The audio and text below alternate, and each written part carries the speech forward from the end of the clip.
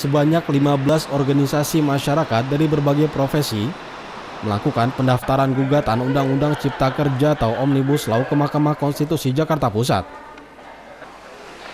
Pendaftaran gugatan tersebut menambah riwayat panjang berbagai elemen yang melakukan uji formil terhadap Undang-Undang Nomor 11 Tahun 2020 yang disahkan Presiden Joko Widodo pada 2 November lalu. Setumpuk berkas gugatan yang dibawa langsung didaftarkan ke loket pendaftaran gugatan Mahkamah Konstitusi. Menurut koordinator pemohon gugatan uji formil dilakukan lantaran proses pembentukan Undang-Undang Cipta Kerja dianggap tak sesuai dengan pembentukan peraturan perundang-undangan yang ada. Selain itu, banyaknya perubahan serta penambahan pasal usai disahkan Presiden Joko Widodo menambah kejanggalan para pemohon.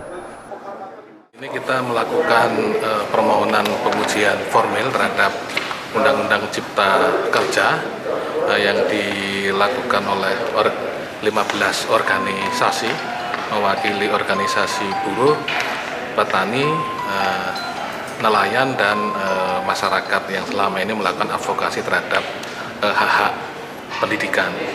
Nah, uji formil ini alasannya ada beberapa hal ya. Yang pertama terkait dari proses pembentukannya yang tidak sesuai dengan undang-undang pembentukan peraturan perundang-undangan.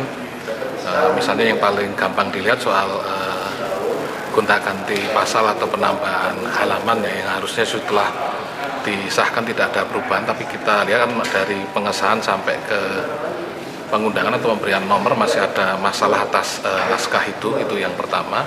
Kemudian yang kedua, walaupun terkenalnya itu istilahnya Omnibus Law, tapi kan namanya tetap Undang-Undang Cipta Kerja, tidak ada Omnibus Law gitu. Jadi kita mempertanyakan formilnya Omnibus Law itu secara positioning dan secara metode itu bagaimana, karena di dalam peraturan perundangan di Indonesia itu kan tidak ada undang-undang di atas undang-undang ya, semuanya undang-undang sama ya, kecuali kalau di atasnya undang-undang ya undang-undang dasar.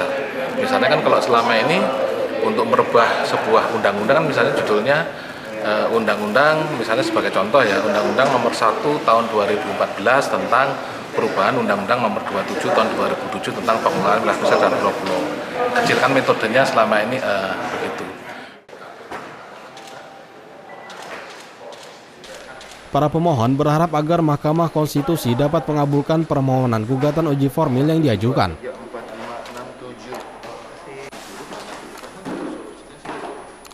Jubranski memberitakan dari Jakarta.